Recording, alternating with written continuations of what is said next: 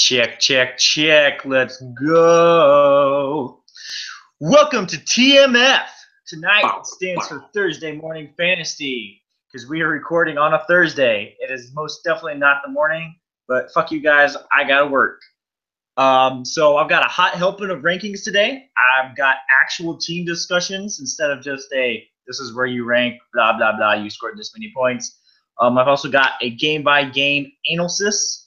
And, of course, I got the highly coveted awards. With me, after a mysterious absence, but back just in time for me to gloat about my victory over him, is the Fruitful Peaches.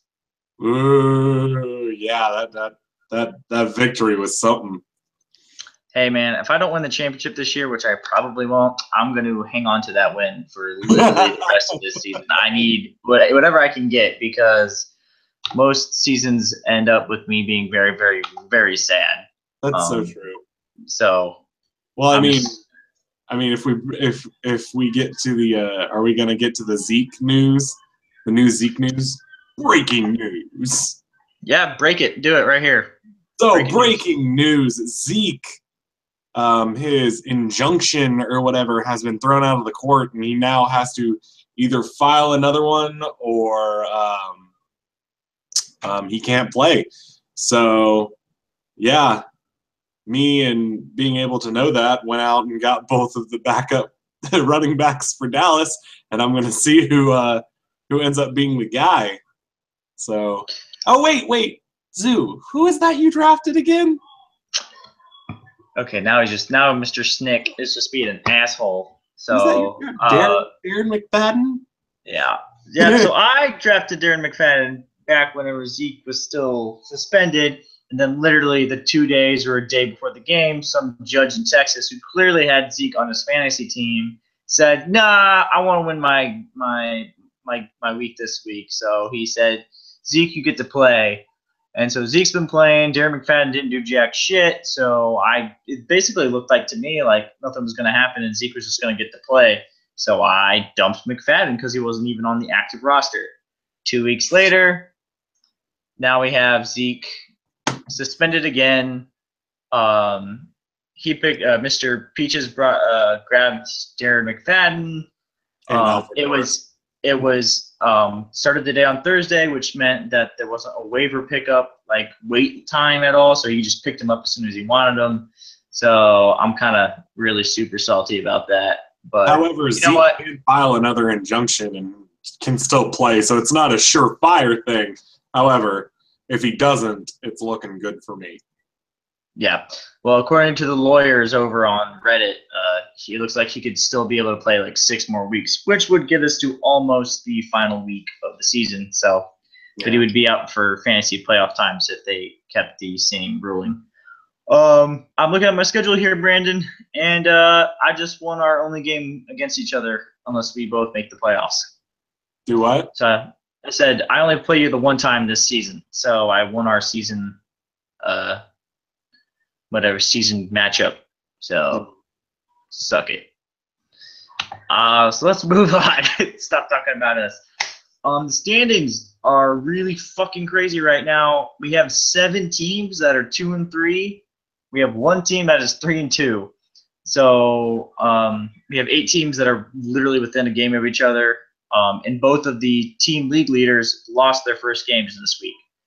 So we finally did it. We kicked boats out, and I think we've finally achieved, which just means that now everyone is slogging it together and literally who gets lucky to get into the playoffs,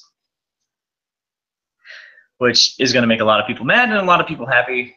And it just doesn't seem like we have any one dominant team I think it was Delaney a couple of years ago who went it's like 8-0, but then he dropped it. And then last year, Corny, Nate, freaking just raped everyone. It's not good. Unless your name was Nate. So let's get to it. Rankings, I just want everyone to know that after the first 2 ranking spots, everything is just extremely close, and it was really hard for me to rank this list. It's quite literally separated by basically how many points you scored and everyone is like basically within 30 points of each other, which is players not having goose egg days. So everyone's really close. This really isn't a very good list of really figuring out who's the best and who's not. So what I'm going to do is I'm going to tell you what I think about each team, and then I'm going to let Peaches here have a little bit of a rebuttal or confirmation of my striking analysis. No, that's my thing. I'm the. I know you are. So at number one, or actually, I'm sorry, I need to start from the bottom. Not start from the top. That's just silly. So there's a three-way tie for last place. It is between myself, Nick's Total Failures team, and I'm sorry, guys. No, it's Bacorny. I said that wrong. I'm sorry. Yes, I could. Yeah, I see. I had the wrong thing going on. I'm sorry. I'm having computer technical difficulties. There we go. All right. I'm sorry. So tied at last place is Nate, and then me. I believe we all have the same record at 2-3. And then the amount of points being separated between us, like I said before, is just extremely small. So I'm just going to start with my own team here. Started the season a little rough. Turned it around a little bit. Players are by far Dak Prescott and Leonard Fournette. Leonard Fournette has been the butt of many jokes from my co-host here, but I think Fournette's doing the laughing along with me right now, as he is the number 3 running back in the league, and had a very, very sexy 90-yard touchdown last week. Yeah, well, when you're on the freaking Jacksonville offense, it's hard to have faith in anybody in the Jacksonville offense. I mean, if we look at last year, look at what happened to T.J. Yeldon and Chris Ivory and all that fucking whole debacle last year. So, I mean, when I have butt of jokes at Leonard Fournette, it's more of butt of jokes at the fucking Jaguars offense because Blake Bortles is hilarious. I totally get that. So I think what happened, the reason I drafted Leonard is because he didn't have the stink of the Jacksonville team yet. He still had that trophy level caliber performance at LSU. So that was kind of what I was thinking on. So my wide receiver core, I think should be a lot better just based on name recognition alone, but they are not doing much so far. Like Julio? Yeah, I'm getting there. Stephon Diggs has been explosive. Been the number 3 wide receiver. But unfortunately for Stephon Diggs, his best option at QB is injured, and for quite a few weeks, he might not even be coming back this season. That would bring up my next guy, in Amari Cooper, who his hands have randomly turned from actual hands, and now they're actually bricks, like they're legitimately bricks.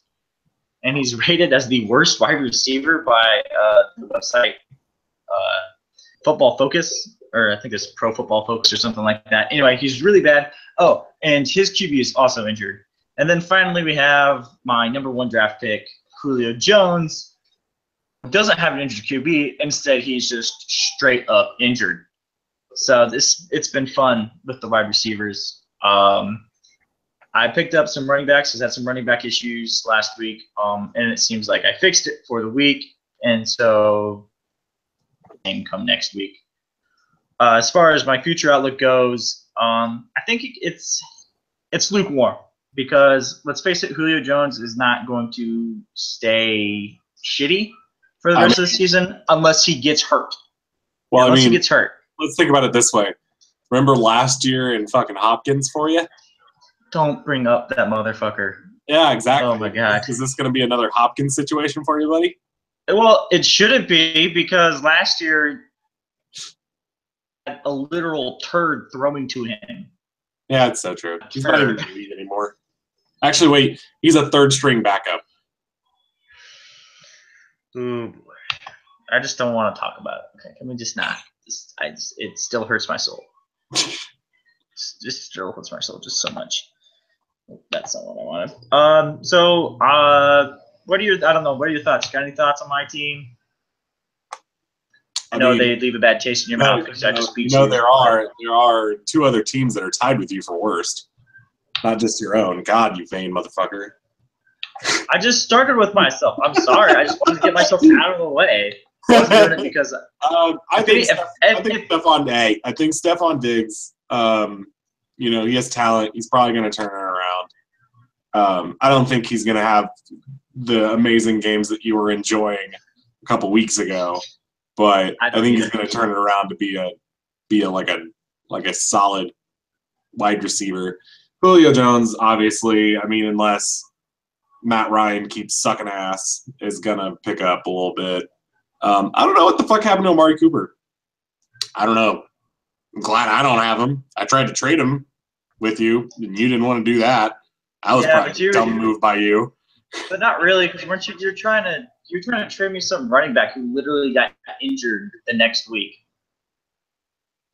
Yeah, but that's like unforeseen circumstances versus a dude who was just sucking. Like, it's not like I could tell that he was gonna get injured. I know, but I'm saying that I dodged the bullet. Well, I mean, because every time I trade with you, my guy gets injured, and I know that. So did you know that over the last 2 weeks that the guy that got injured still put up more points than Amari Cooper? That's not hard. I know. But yeah, other than that, you're not looking horrible. You really have to lean on Dak Prescott and Leonard Fournette. You're gonna have to lean on them hard. No, that's the way it goes. Hopefully Julio will turn around. But let's move on. So also tied in last place is Delaney. So Delaney, pausing for station identification. Yeah, me too. Our producers didn't write anything down about Delaney. Fucking no. I did the smart. Instead of writing down something for every team, I did alternates, so that way whenever you talked, I could figure out what I was going to say about the next team. So that way I didn't have to write everything because I'm lazy. Oh. Okay, so let's move on to Delaney's team here. Oh, God, Delaney. Oh, God. So he's got a bona fide stud in Melvin Gordon. I wouldn't say bona fide. He's good. I think Melvin Gordon. Okay, this is not my prejudice coming out from me a couple years ago because I hated him because I had Danny Woodhead. This is legitimate. The Chargers offense, and this is the same thing I'm saying about Leonard Fournette. The Chargers offense is so hit and miss that I don't consider Melvin Gordon a bona fide stud. Because on any given weekend, Phillip Rivers can stick a dick up his ass and forget how to play football, and then that completely shuts down Melvin Gordon's run game. So I don't consider him a bona fide stud. He's a stud, but not a bona fide stud. Continue. Okay, well, you can tell that to Melvin Gordon's 3 straight weeks of 13 points, followed by a bad week in Philadelphia, followed by a 27-point week at New York Giants. You put it in some headphones. I can hear myself talk.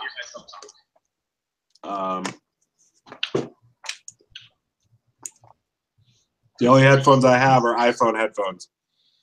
I don't give a shit. No, as in they only plug into iPhones.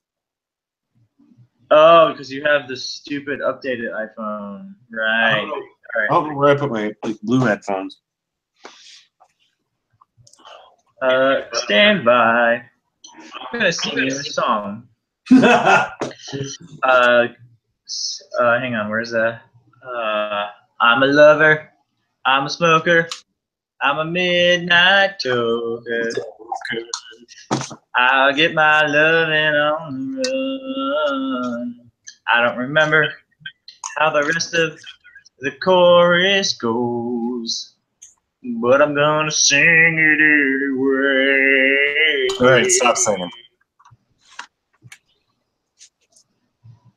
All right, now we're good. All right. Now that we've got some quote-unquote professionality. I hear that someone is in the chat right now. Where's the chat? Oh, shit. Okay. Hang on. How do you look at the YouTube live chat? I see you. I see you. I see you, Andrew. I don't see it. Well, just go to the Facebook and hit the button and just follow the link. Oh. Well, then I gotta watch us. Andrew's Andrew's fucking going ham in the chat. He wants to trade me Stephon Diggs for Sammy Watkins. He says, fuck Melvin Gordon. Stupid fucking week. Stupid fucking 27 points. Fuck me. Android for the win. What up? Quotes from the Andrew Arc. I don't know who that could possibly be, but that's who's. Did you figure it out, Peach Man? No. So we will be relying on Andrew for the question portions of this broadcast because he's actually listening. So good on you, Andrew. Well, now I gotta find this. I'm gonna delete all the bad things I was gonna say about you out of this week's podcast because you're watching it. So congratulations. Our live listener. Andrew, if you stay on later, you can hear three assholes talk about funny shit or not funny shit. I don't know. It never works out. Oh, wait. Are we doing that tonight? Yeah, we are. Wow. Moving on. Can't mix podcast. We're still talking about Delaney. Sorry, Delaney. Andrew's stealing your shine. Yeah. Delaney's team is kind of not good. I mean, I think the best definition for it would be stars and scrubs right now. He's got some guys who shine, like Jordy Nelson, who's been good. Lamar Miller, after 2 seasons of being shite in Texas, has bounced back again, and he's putting up some consistent numbers. Unfortunately for Delaney, he just lost Charles Clay. I'm not sure for how long. And Duke Johnson seems like he's been pretty good, but, take that with a grain of salt since, he does play for Cleveland, and that's not really something you're going to want to rely on every week. Yeah. He needs some help for sure. But I think he's got the pieces to move stuff around and maybe get someone to agree to a trade. So you never know. Some breaks go his way, he could start moving forward. But like right now, it's the rest of the season, like, it doesn't look great for him, but at the same time, it doesn't look awful. So maybe he might be looking at maybe like a 500 record for the rest of the season. And then finally, in the last place, we're going to talk about Mr. Picorni. So apparently, God freaking asshole DeAndre Hopkins is good again. And along with that, Cam Newton, who is Nate's starting quarterback, Cam Newton has bounced back and seems like he's BP ways. Without a doubt, Nathan's biggest strength is his wide receiving core, as he has the 2 wide receivers tied at number 1, the aforementioned Hopkins and AJ Green. However, on the flip side, he's got a really big running back problem. Carlos Hyde last week against the Colts' atrocious defense got like next to no carries, and so all of a sudden he's sharing his carries. For Picorni is Jonathan Stewart, so that's kind of sketch. And then he also has Jay Ajayi, but Jay Ajayi's in Miami, and Miami's having literally like the worst defensive season so far. So it's not looking good for the Dragonstone Bastards. I mean, I think that he has a strong team. Something I would look out for is Carlos Hyde, because he is very injury prone, and I'd hope he has a backup for that. His weakness is definitely his running back core. He does not have a lot of depth there. He's running Jonathan Stewart, which used to be my go-to man, but with Ed McCaffrey there, who knows anymore. But yeah, his wide receivers are solid, and he's not looking terrible. You're not looking great. Just hope that Cam Newton keeps doing what he's doing the last couple weeks and doesn't revert back to how he was at the beginning of the season. Yeah, I agree. His team can definitely not bounce back in all the years. Literally since Nathan's always been one of the top players in the league. And so he's definitely shown the ability to, mix it up on the waiver wire and able to find the pieces to make stuff work and happen. So, I mean, I'm not counting him out by any means. So he just, like you said, if Cam Newton stays strong, his team will stay strong. But if he starts losing that Cam Newton production, he's going to have to. I mean, I don't know how much I trust Carson Wentz. I mean, Carson Wentz might have the number 6 ranking right now, but I don't really. I just don't trust Carson Wentz yet. So I think he might be in the quarterback, especially since he's holding on to Andrew Luck at the moment. But Andrew Luck is never really. Yeah, right. So we'll see. So we spent enough time on the bottom of the list. So let's move on to the number 7 team in the league is Nick's total failures. So Nick continues to complain about his team, which, to be fair, isn't necessarily the craziest thing since they haven't scored all that much. But who the fuck is McGuire? That's something to hear Jets running back, I guess. I'm not sure either. Unfortunately for Nick, he probably lost his best quarterback in Derek Carr, thanks to that injury. Carr will come back at some point. We just don't know when. So instead, he's running out Eli Manning, who does Eli Manning things where 1 week he throws a bunch of interceptions, and the next. However, which is going to hurt for Eli Manning coming up because they just lost 3 wide receivers for at least short term, 2 for long term, 1 for season. It's a really good point. Yeah. So they literally just lost all of their receivers last week. In case you didn't missed it, literally every single New York Giant wide receiver went down. For the rest of Nick's team, he's got T.Y. Hilton, who seems to be picking up with Jacoby Brissett. I think it's been 2 weeks in a row now. He's had over 150 receiving yards. Mm. He only received not 3 last receptions. week. No, he did against San Francisco. He had 177 against San Francisco. Yeah, but it was the week against Seattle where he only had 30. Where he only had 30. Yeah, that was a bad week. Was away, and it was in Seattle. So yeah. He's also got Brandon Cooks, who's getting balls thrown to him by Tom Brady.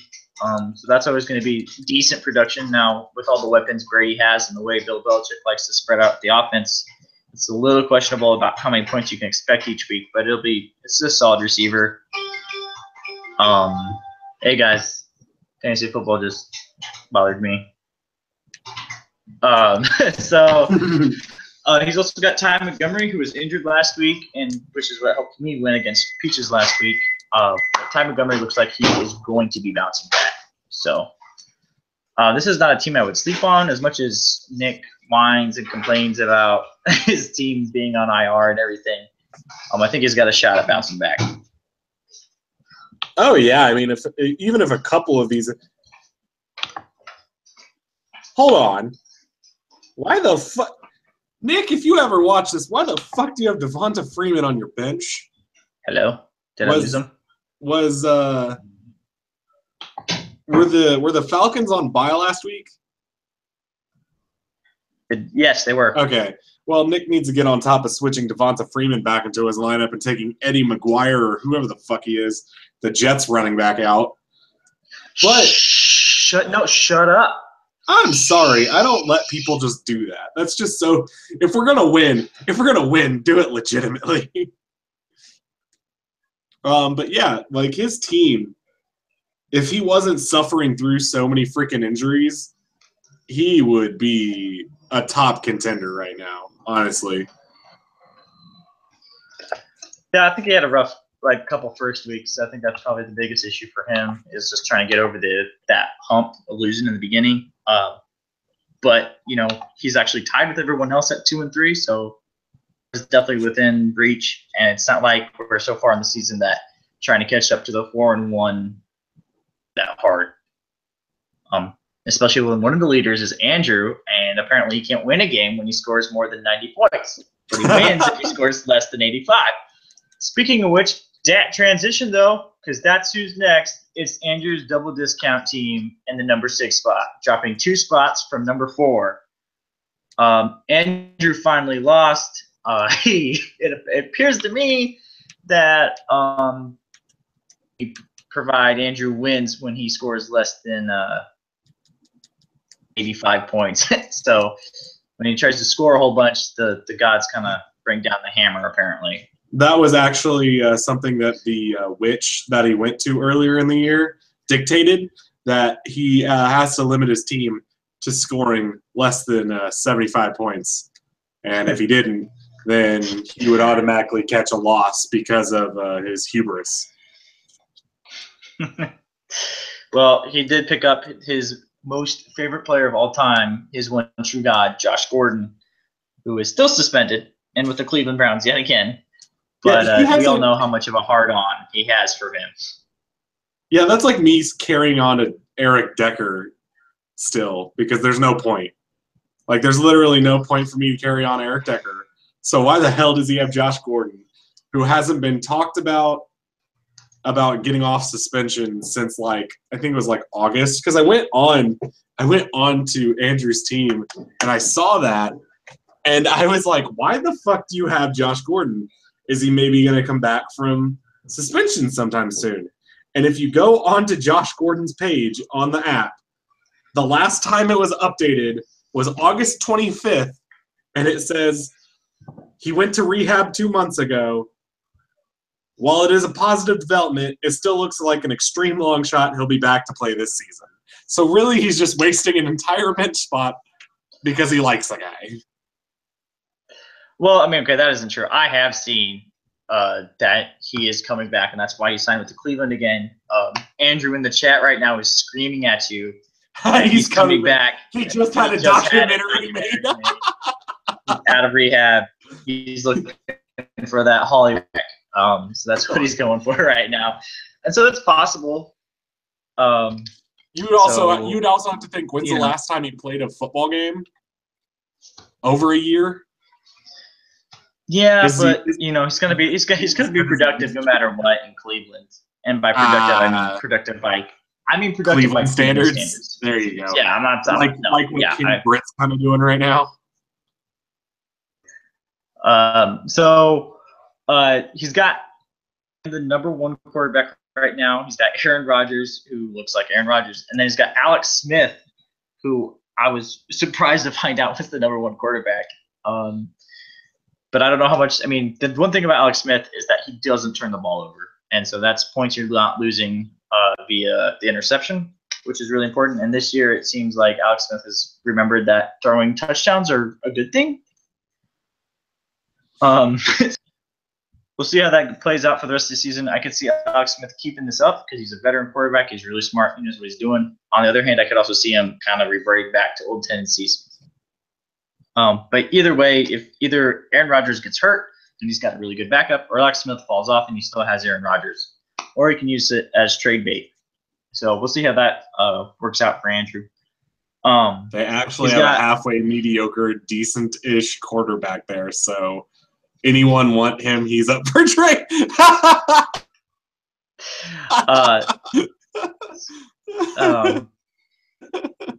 No one wants him. No one wants him. Other good players for Mr. Andrew is Travis Kelce, who's been his savior a lot recently.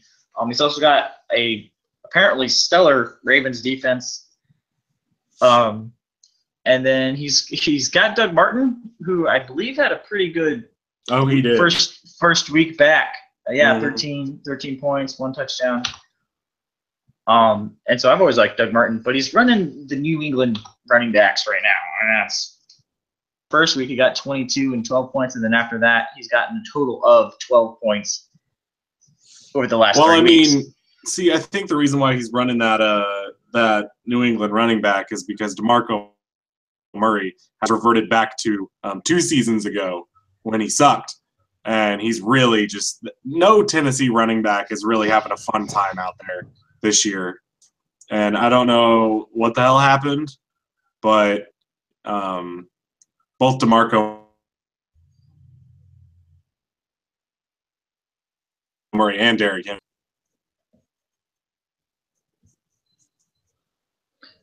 Yeah, this motherfucker's got 6 running backs on his team right now. Who?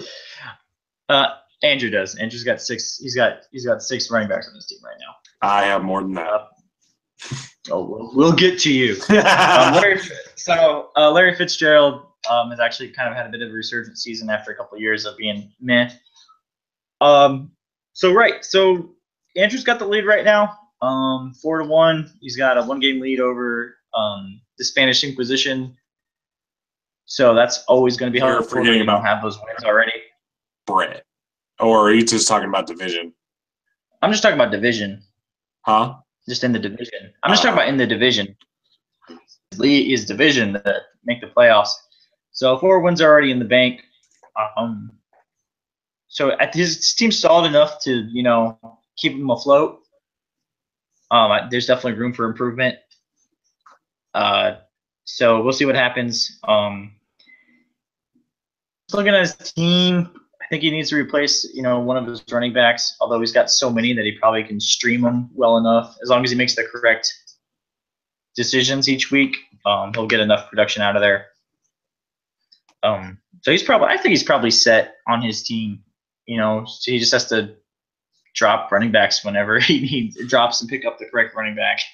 As long as he doesn't pull a Brett and win himself a Brett Davis award, he put up enough wins probably to make it to the end of the season. Oh, that's right. I forgot he picked David Johnson at the very first. Yeah, you got screwed there, buddy. I'm sorry. Not really. Fuck you. Wait, David Johnson was Andrews? Yeah. I thought he was Angie's. For some reason, I always associate him with Angie. Andrew would like to put a message on our message board, and he's saying that he needs wide receivers. I mean, he has Larry Fitz. Danny Amendola ain't the greatest, but he has Larry Fitz.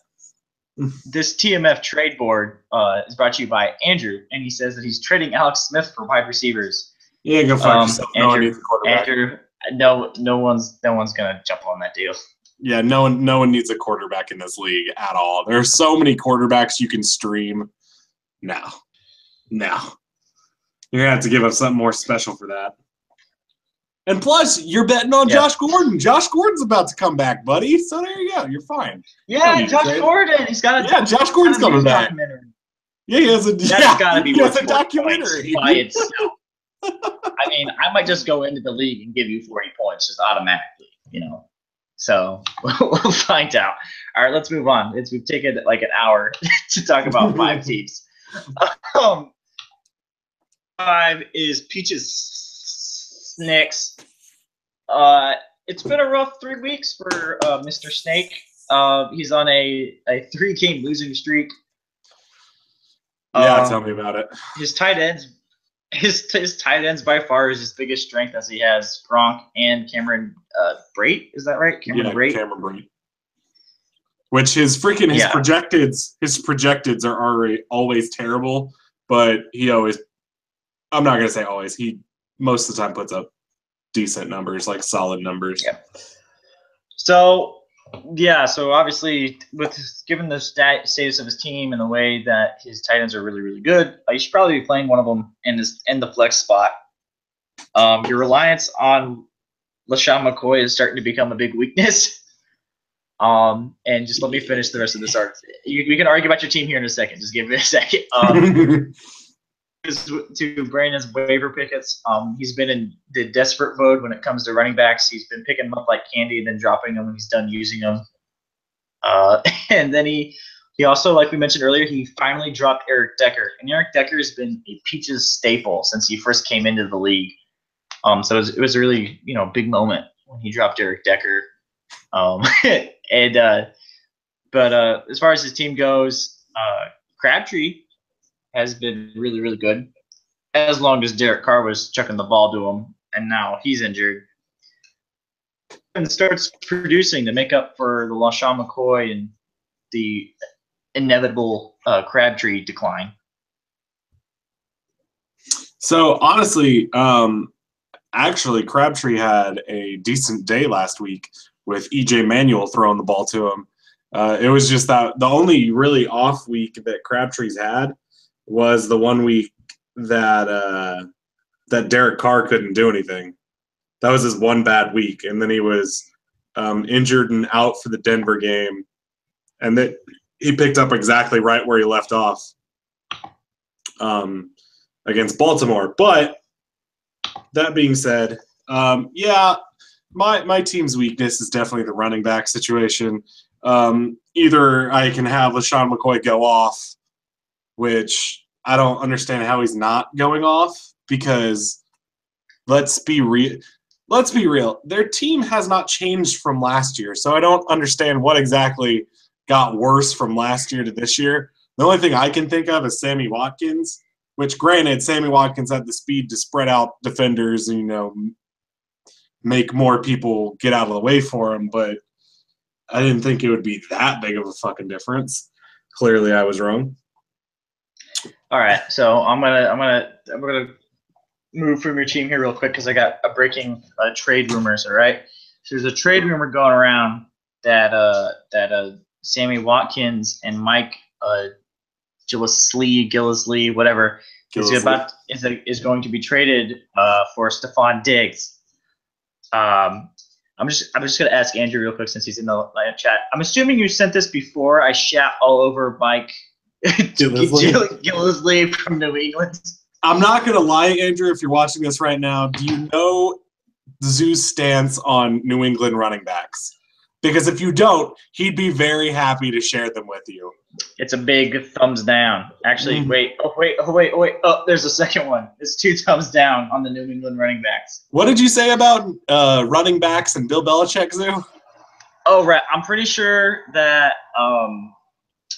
back in his youth, Bill Belichick was dating this really hot girl, and one of the running back players or running back coaches stole Bill Belichick's girlfriend.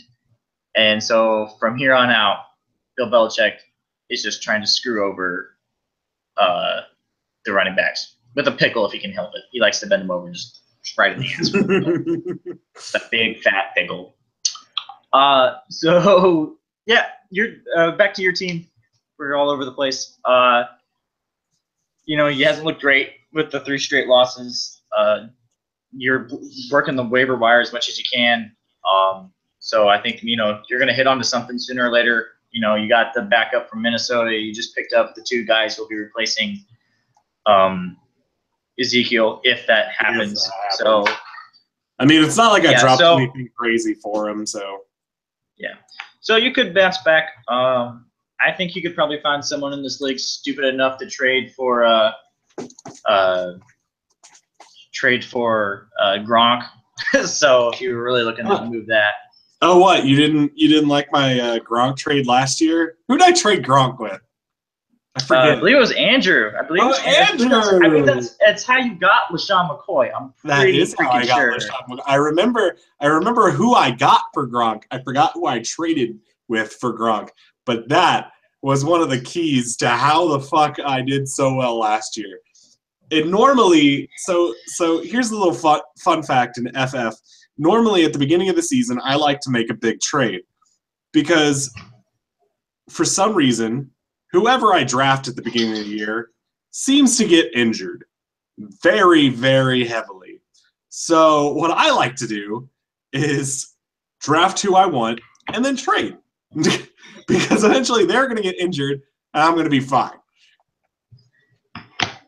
So that's happened every year. That hasn't happened this year, and it's really just not doing well. What is Doc doing? Oh, my goodness. There's a guest. It's a surprise guest. It's Doc Borlick all the way from Colorado. Oh, my God. Yes, what's up, guys? I don't... You are in the middle of the TMF podcast. What? We're doing a TMF, or you guys are doing a TMF thing now? Yeah, we're actually halfway through the TMF podcast. Which, how long has this been going? A really long time. Yeah, we need to get through these fucking teams. Yeah, we keep talking too much. Okay, moving on. Okay, number 4. is the Spanish Inquisition of Mitchell Davis. Last week he was number 10. He's bounced up a lot because he scored 128 fucking points last week. Yeah, he finally figured out how not to put all his points on the bench.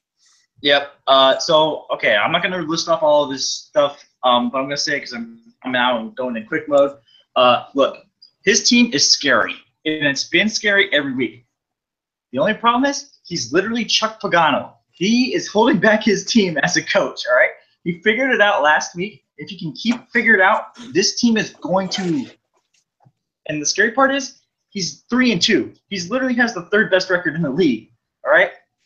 This is the team to look out for. This team scares the hell out of me. All right. Quick hits from Mr. Peaches. Doc, I'm going to get to you in a second. I mean, honestly, I think that the big fucking acquisition that Mitchell did was of Deshaun Watson. No one was believing in him at the beginning of the season. I don't think anybody wanted him. He was on the waivers, and then Deshaun Watson had that big-ass game. Once that big-ass game happened, honestly, I need to look at the stats so I don't just speak out of my ass. But I'm pretty sure Deshaun Watson has been different from what you usually do. Deshaun Watson, fuck off. Deshaun Watson has been putting up 20-point, 33, 35-point games. Deshaun Watson has been a god at quarterback. That is something that is terrifying me because he is looking like Michael Vick back before he had the fucking dogfighting scandal, which is a terrifying man for fantasy. Because not only do you have a very immaculate passer, 300 yards a fucking game, but you also have him running down the field and getting the rushing yards. Every 10 fucking yards, he's getting a point. So that scares the shit out of me. Jordan Howard, playing through injuries, scary as fuck. Antonio Brown, nothing fucking needed to be said there. And for I literally said we're not going to break down his team bit by bit. I'm going quickly. And then finally, the Jaguars defense. For some ungodly reason, this defense refuses to not put up less than what? They refuse to put up less than 10 points, except for the one time that they scored -1. But other than that, they have looked like gods. So that's why I would say that dude is a scary-ass motherfucker.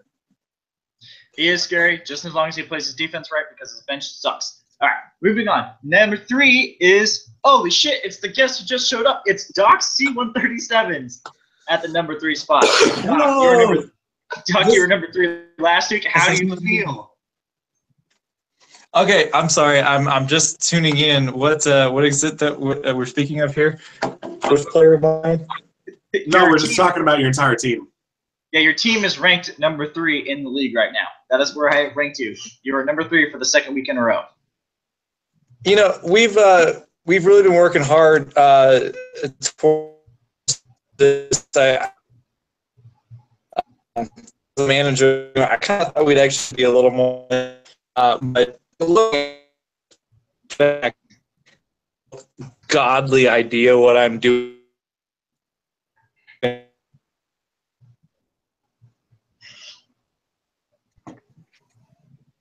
Right, and a little bit to kind of rub in people's faces and kind of be like, hey, you guys know what you're doing.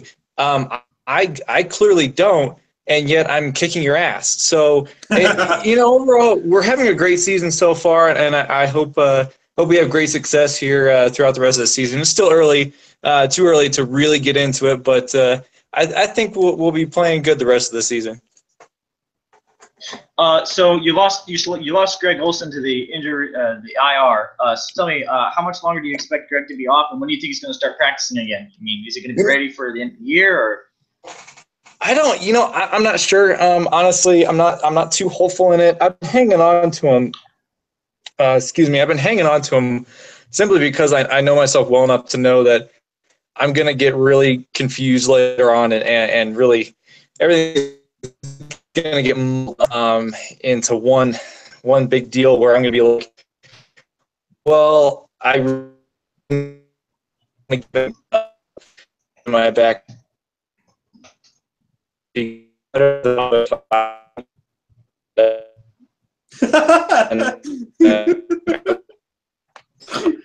Yeah, so you just heard it live from the electric guitar. So that was the coach of the season 37th is of course the electric guitar, or it might be a theremin. It's really hard to tell. Really fucking hard to tell.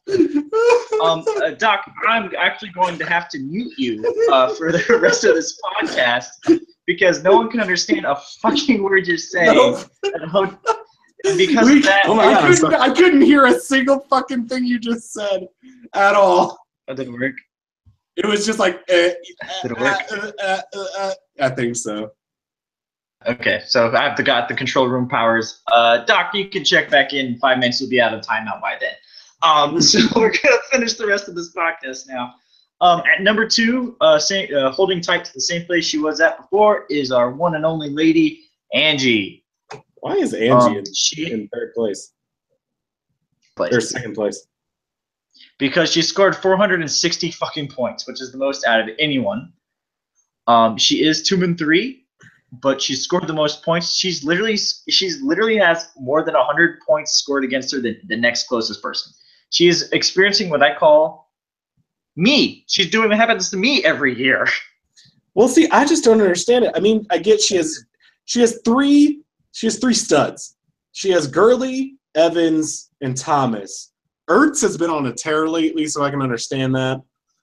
But other than that, it's not like, I mean, Phillip Rivers sucks big dick. He sucks big dick.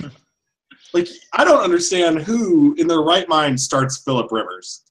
I would go get some random-ass waiver quarterback before I would fucking start him.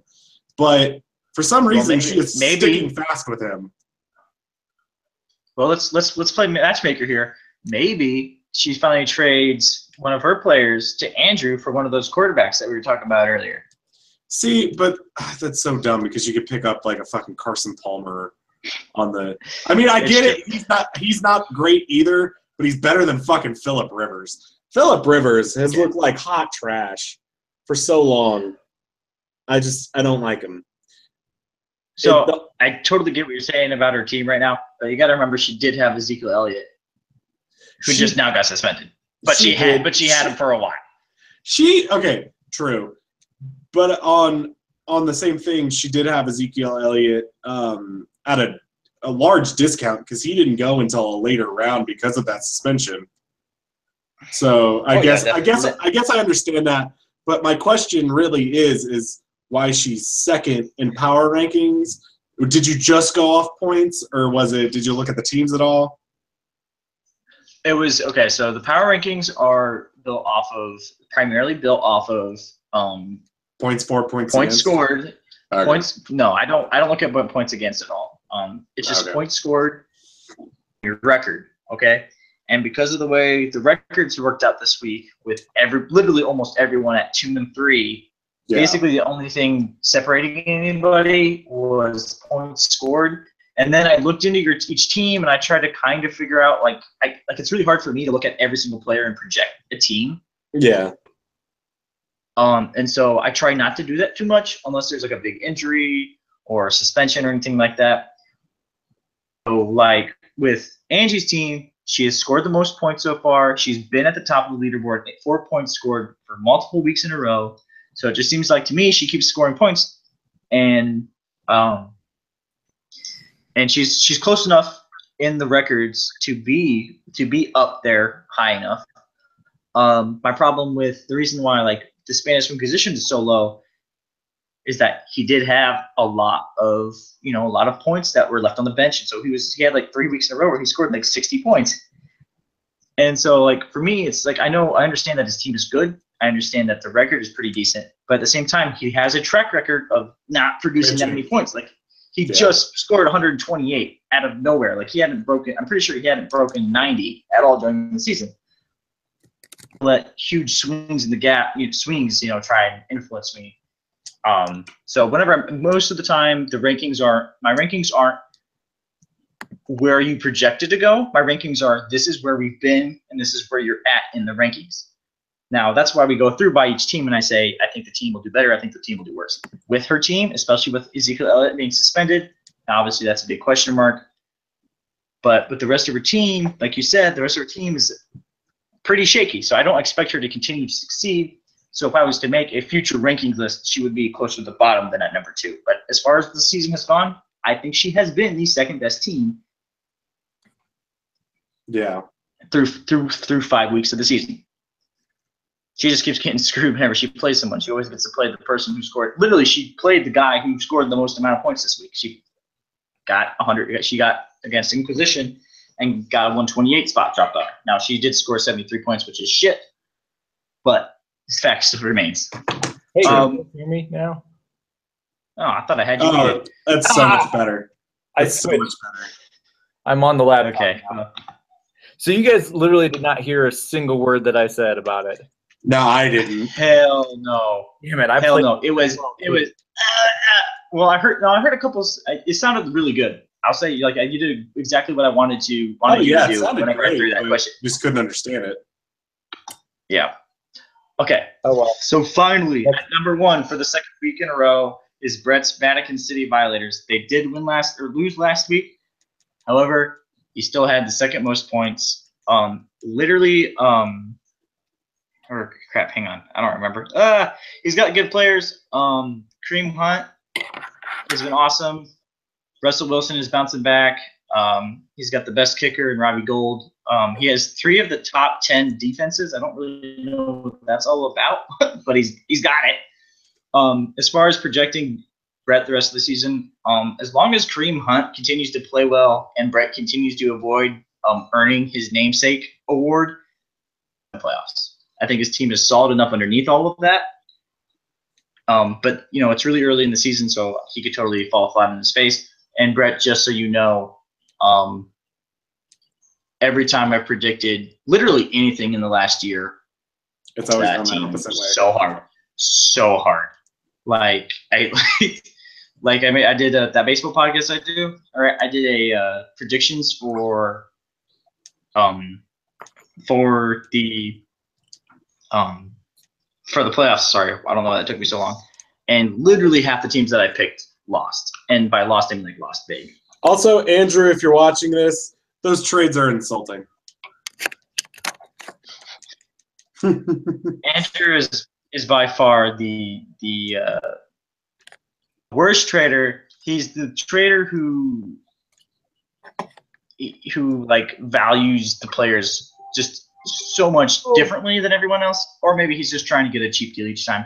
Which is it, Andrew? Maybe we'll have you on for an interview sometime, since you have been, sticking with us all night tonight. So we really appreciate that from you. Very true. Hey, Andrew. Thank you. Also, who's double check discounts?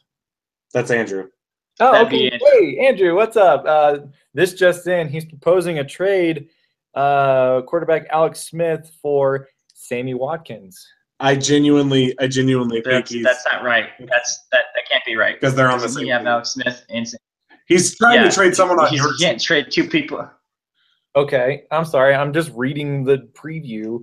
All right, stand by, gents. We're loading the app up. We're getting official. Seriously, man, you cannot be like, oh, I've got trade news, and then be like, just kidding. Nah. Wait, you threw me into the middle of this thing, and I don't know what I'm doing. I don't even know who's watching right now because I wasn't sure something. Oh, okay. It's just Andrew. So here it is. They want me to trade Des Bryant, and I will get Alex Smith and Sammy Watkins. You don't need Alex Smith, so that's stupid. Wow. So you're trading Des Bryant for Sammy Smith, or for Sammy Watkins, and there is no point to that trade. Andrew should sweeten the pot and take half or maybe even 30 of the 40 points I'm going to give him for whatever it was I said I was going to give him before. I can't remember. It's been that long already. And then put that to sweeten the pot. Actually, no. Give me that trade. Trade some of those points to me, Andrew. Okay, so that's the ranking system. Okay, that didn't take 45 fucking minutes. Yeah, that was totally not. I'm just literally just going to do a quick analysis of each game.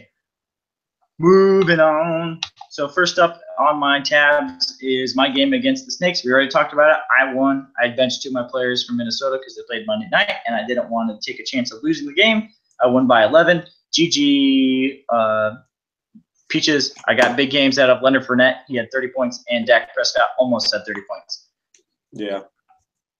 Speed round. lightning round. We already mentioned it, but Angie against Mitchell. Angie scored a paltry 73 points, and the Spanish Inquisition went ham and had 128 thanks to Deshaun Watson's 35 and the Jaguars defense scoring 26 fucking points. I believe there was 2 pick sixes in that against Pittsburgh. Mm-hmm. Moving right along. Doc's team lost to Nathan Picorni's Dragonstone Bastards 106-74. Tom Brady only scored 12 points. That makes my heart sing. But the New England Patriots still won, which makes my heart sad. Cam Newton, AJ Green, and DeAndre Hopkins all scored more than 20 points for Dragonstone. So it was a good week to be Nate. Peaches, you can jump in here whenever you want about shit. No, I was just listening to you. Okay, so well, I was letting you wrap. letting you rapid fire because this fucking podcast has been so long already. So I was just letting you rapid fire off stuff.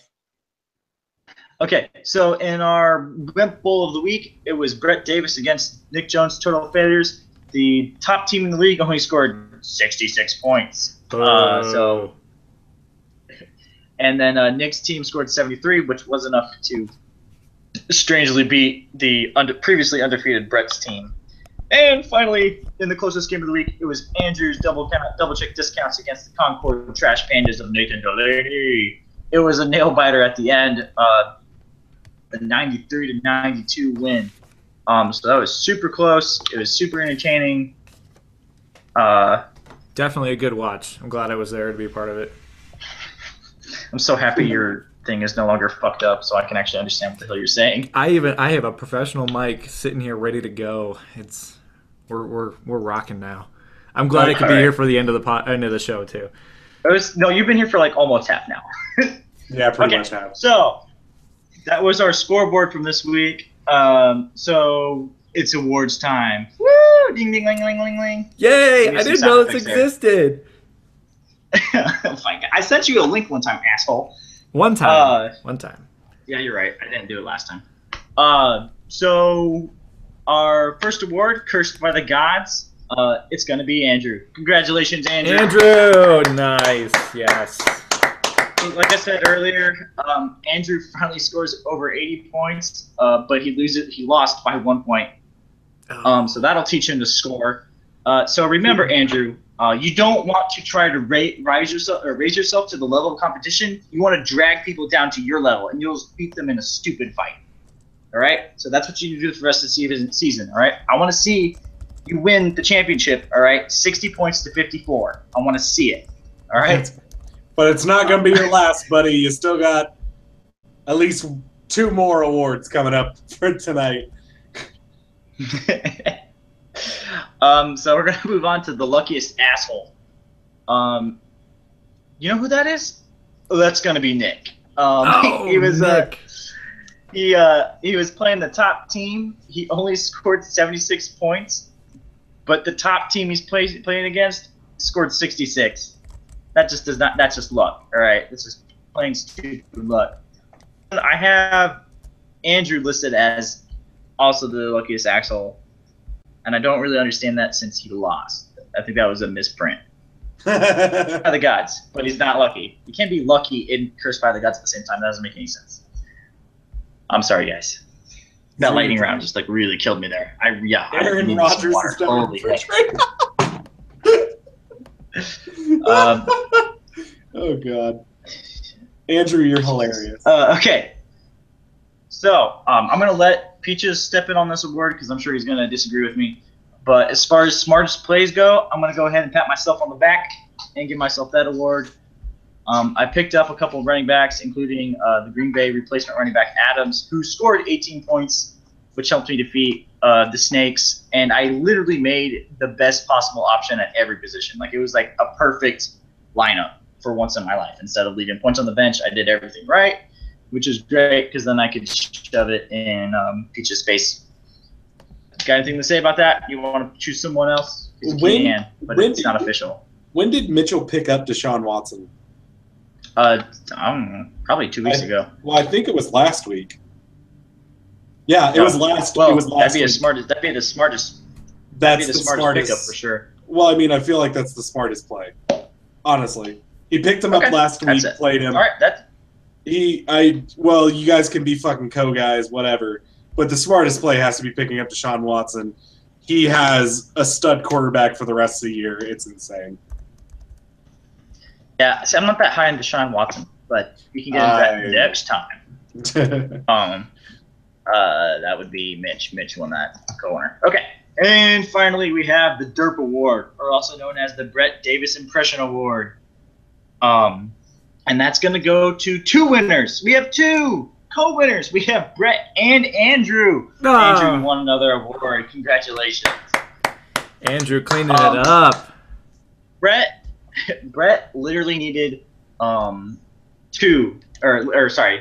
literally had 2 receivers on his bench that he could have just interchanged with any of his other wide receivers, and he would have won this game. But he didn't. And as for Andrew, if he only switched his QBs, he would have won his game because he only lost it by 1. And to be fair to him, it seems weird to ask for more than 23 points from your QB. But whenever the guy you got on the bench scores 25, and that's enough for the QB, or maybe a little unlucky. Oh, well. But that's the difference between a win and a loss. Thank you so much for listening. I did not mean for this to be this long. Maybe it's not that long for you guys listening, but for me, who's been talking this entire hour, I'm fucking dying. So that'll do it for me. That'll do it for our special guest, Doc, and that'll do it for my co-host, Mr. Peaches the Snake Johnson. It was great to be here, Bob. Thank you. Shut the fuck